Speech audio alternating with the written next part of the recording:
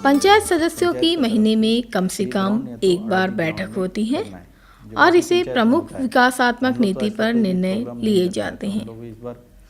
कल्याण योजनाओं के लिए लाभार्थियों का चयनित सूची भी बैठक में तैयार की जाती है।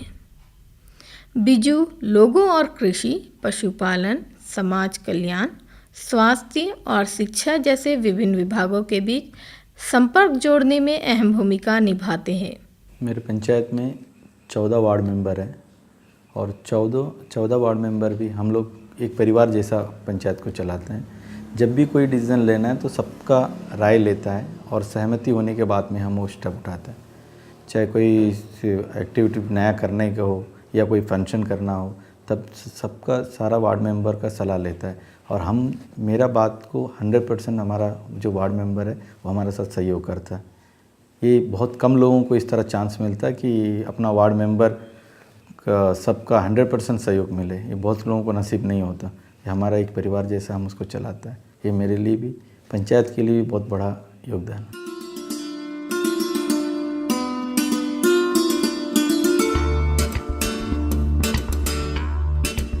वहाँ का पंचायत कार्यालय कोई सरकारी भवन में संचालित नहीं हो रहा था।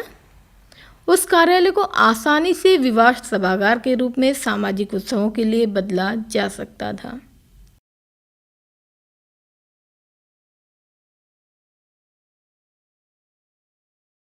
अभी हमारे एक नया प्लान में हमने ये जो जहाँ मैं खड़ा हूँ यहाँ पे हमारा 2000 square metre land director panchayat के नाम में अलॉटमेंट कराया है, जो कि यहाँ के लोगों का बहुत पुराना मांग था। एक कम्युनिटी हॉल नहीं है जैसे शादी हो या और कोई फंक्शन करने के लिए। तो हमारे पास उतना फ़ंड का कमी था। मेंबर ऑफ़ पार्लियामेंट से हमने रिक्वेस्ट किया, उन्होंने 55 लाख रुपये हमें देने का वादा किया, जिसे हम कम्युनिटी हॉल बना रहे हैं। साथ ही साथ जो आप विलेज रोड जो है रेटियर से खरानाला रोड, ये 2003 से जो है इसका काम शुरू हुआ, लेकिन अभी तक ख़त्म नहीं हुआ। ये ना रोड प्रधान को हैंडओवर करता है ना जिला परिषद कर रहा है, जिसकी वजह से कई साल से लोगों को आना जाने में बहुत दिक्कत हो रहा है। मैं उम्मीद करता हूँ कि आने वाला दिन में इसको भी मैं अपने हाथों में लेके ज़रूर करेगा। बाहरी दुनिया से कटाव न केवल पीड़ादायक है बल्कि अप्रत्याशित समस्याओं को भी जन्म देता है।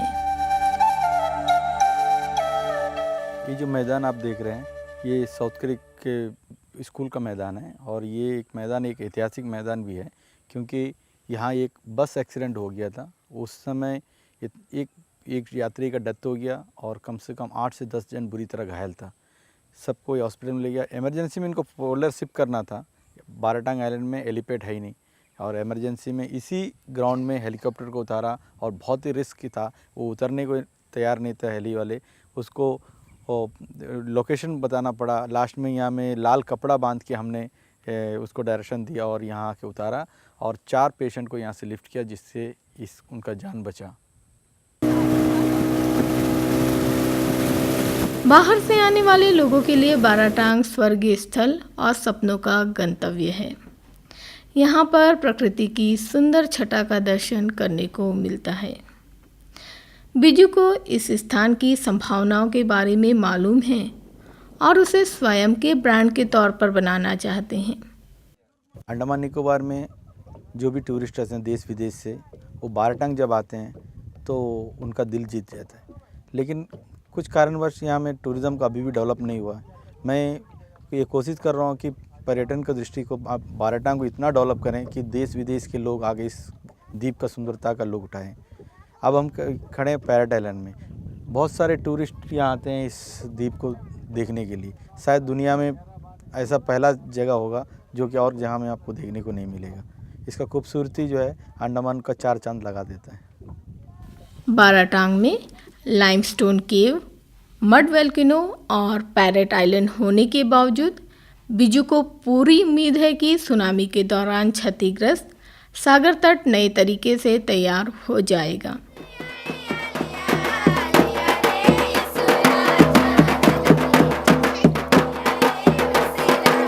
रांची और बंगाली संस्कृति एवं कला के महान अभिरक्षक हैं।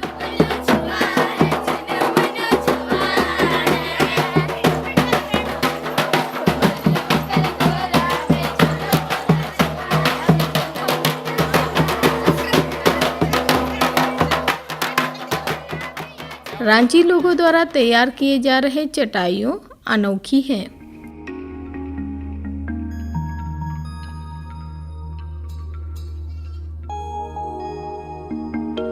ये जो चटाई बन रहा है ये ताड़ पत्ती का है और ये 12 टांग का हर घर में मिलेगा और इस चटाई को लोग अपने हाथों से बुनता है और इसमें सोने का बहुत अच्छा आनंद आता है। इसको हमारा सोच है कि इसको एक अच्छा मार्केटिंग करें और जो टूरिस्ट यहाँ आता है उसमें इसको खादी में देकर इसका व्यापार करें ताकि गांव के लोगों को इससे रोज़गार मिल सकता है।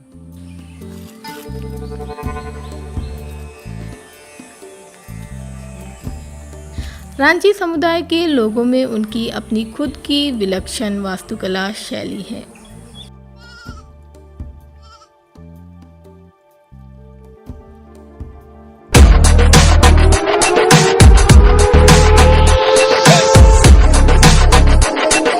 यहाँ पर पहले कभी हमने यहाँ पर स्टंट उंट होता देखा नहीं है। जब बिजू भैया ने जब हमें दिखाया यहाँ पर स्टंट होता है तो हमें भी इस पर इंटरेस्ट आया कि हम भी करें हो।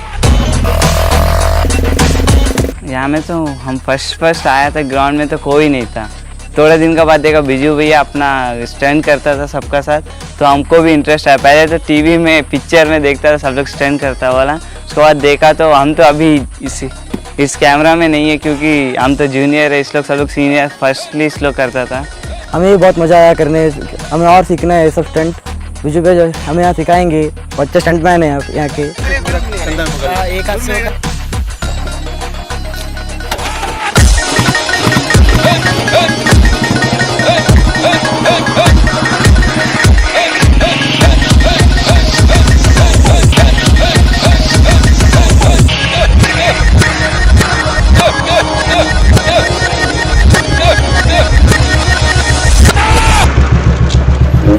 बिजू में देशभक्ति की भावना अधिक है।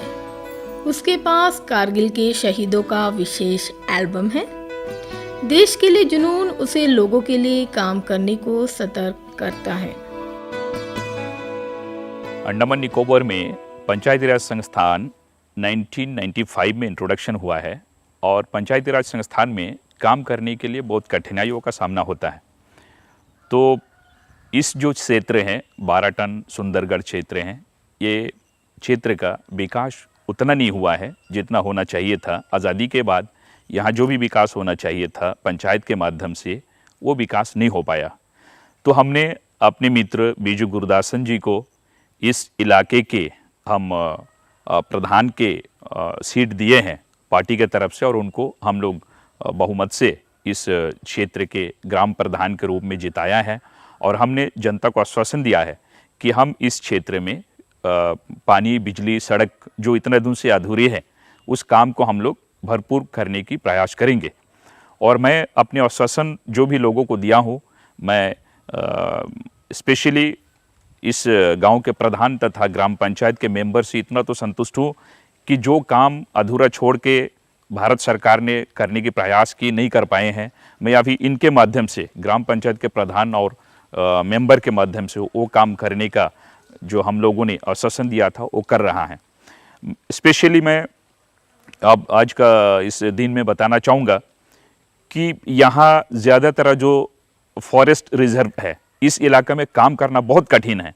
फिर भी यहाँ के प्रधान बिजू गुरदासन और उनके मित्र ने, जितने पंचायत मेंबर है, सब ने सहयोग करके इस फॉरेस्ट इलाका होने के बावजूद भी जो काम इन लोगों ने किया है काफ़ी सराहनीय है। और मैं हर लोग से ये अपील करता हूँ कि गांव के लोग बिजू गुरदासन जी हमारे प्रधान हैं, उनसे सहयोग करें और सहयोग करने से इस गांव का और भी अच्छा हो सकता है और भी विकास हो सकता है। मुझे आज के दिन में इतनी ही कहना है। मैं जनता से अपील करता हूँ कि जो हमारे मित्र बिजू गुरदासन जो मिशन लेकर के आगे बढ़ा है ये डेवलपमेंट करने का इस टापुओं का, मैं उनको भरपूर सहयोग देने के लिए हमारी जितने भी पार्टी के कार्यकर्ता हैं सब उनको भरपूर सहयोग देंगे और मैं आशा करता हूं वो अपने जितनी भी कार्य हैं उसमें सफल उतरेंगे। धन्यवाद। ये 12 टन एरिया जो है भारतीय जनता पार्टी के दृष्टिकोण से बहुत ही हार्ड एरिया है, क्योंकि इस एरिया जो माइनॉरिटी कम्युनिटी के लोग हैं वो बहुत ज़्यादा है। इसके दौरान हमें एक अच्छा सहयोगी हमको मिल गया जो जिसका नाम बिजू गुरदासन है। और ये बिजू जी जो है बहुत ही मेहनती है और इस एरिया में जो काम किया है उन्होंने मेहनत से और भारतीय जनता पार्टी को आगे बढ़ाने के लिए इन्होंने बहुत ही अच्छा काम किया। पहला बार भारतीय जनता पार्टी इस एरिया में अपना एक क्षेत्र को जो है जीत के आया है। इस एरिया में इससे पहले बहुत सारा हमारे वर्कर थे, बहुत सारा कार्यकर्ता थे। बीजू जी जैसा काम करने वाला वर्कर हमें आज तक नहीं मिला। जब से बीजू जी ने इस इलाके में अपना दायरा बढ़ाया और यहाँ में काम करना शुरू किया, तब से जाके भारतीय जनता पार्टी इस एरिया में धीरे धीरे आगे बढ़ना शुरू किया। और हमारे पॉलिटिकल दृष्टिकोण से, हमारे पार्टी के दृष्टिकोण से उन्होंने जो काम करके दिखाया, जो कि पत्थर में कमल खिलाने जैसा काम किया। और इसी तरह उन्होंने बहुत ही मेहनत करके हमारे इस द्वीप में, इस बाराटन क्षेत्र में बहुत ही आगे इस पार्टी को आगे बढ़ाया। धन्यवाद। बिजू घर गृहस्थी वाले व्यक्ति हैं। वह परिवार में प्रत्येक पल का आनंद उठाते हैं।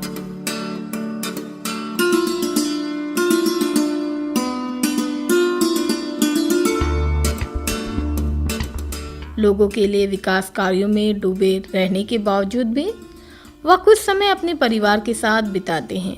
लेकिन इसके अलावा बाहर में एक बड़ा परिवार उनके इंतजार में है। सुंदरगढ़ के लोगों के लिए बिजू उनके घर के सदस्यों में से एक हैं। वे उनके सुख दुख के साथी हैं। ठीक है, हम निकलते हैं। ठीक है भाई, bye bye, good night, good night.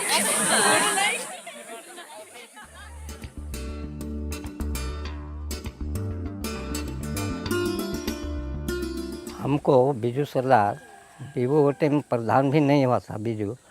फिर हम पेंशन हुआ 96 में हुआ हम पेंशन। वो टाइम हमको कितना तलब था, 1700 1600 1500 रुपया तलब था। 1500 रुपया में क्या हुआ, उसमें भी निकाल दिया हमको। और कितना दिया, 700 रुपया। फिर हम बीजू भाई को बोला कि बेटा हमको ऐसा ऐसा हो गया, हम क्या खाएगा, 700 रुपया कमती कर दिया। उसका बाद में बीजू भाई बहुत हमको कोशिश किया और ऐसा किया कि वह कागज़ दिखाया बैंक पंचायत में। फिर पंचायत वाला भी बोलता कि नहीं, क्या तुम जाओ, तुमको हम लोग कुछ करने नहीं सकता, बोल बोल के हमको ऐसा बताया। फिर भी बीजू हमारा ओर से बहुत मेहरबानी किया। ये ओर से हमको तलब अभी दिया था 2300 रुपया दिया था।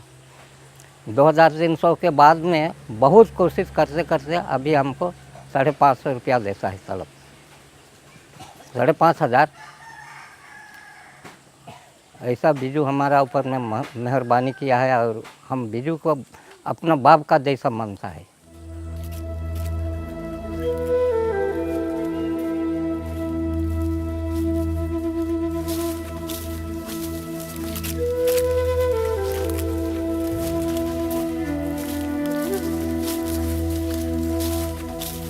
बिजू लोगों के साथ काफी घुल मिल गए थे और वे किसी भी सांस्कृतिक सभाओं का अभिन्न हिस्सा थे।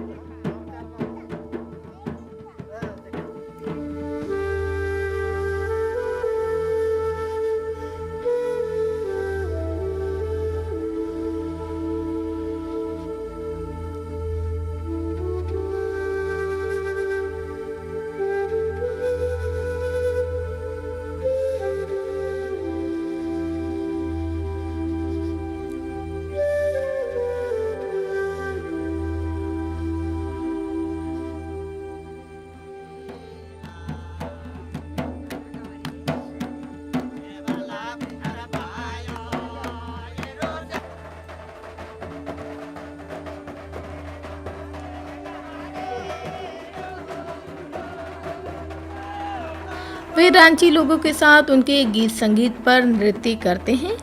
उनका समारोह रात भी चलता है और कोई भी सोने के मूड में नहीं होते।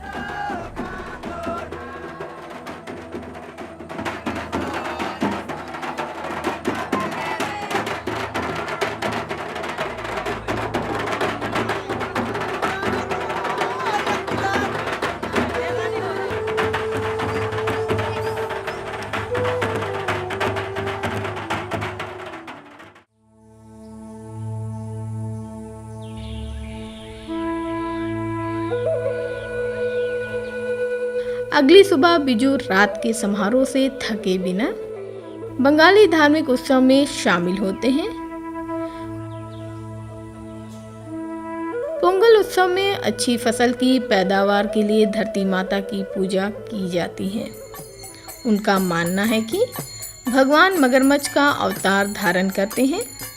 बंगालियों के लिए भजन का समय भावनात्मक अनुभव से भरा रहता है। इस आकर्षक भूमि में कई अनेक संस्कृतियों का मिश्रण देखने को मिलता है।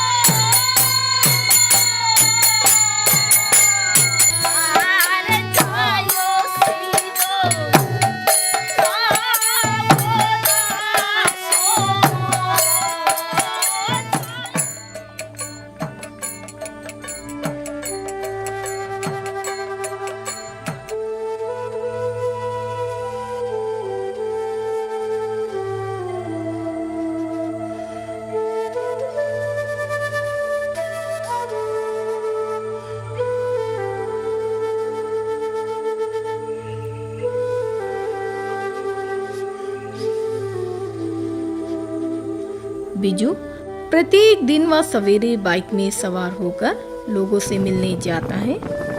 लोगों से मिलने से ही उसमें नई ऊर्जा पैदा होती है और बड़े सपनों के लिए उसे प्रोत्साहन मिलता है।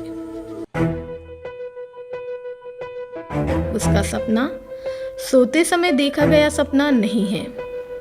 यही सपना उसे जागते रहने और भविष्य के लिए आशावादी होने की प्रेरणा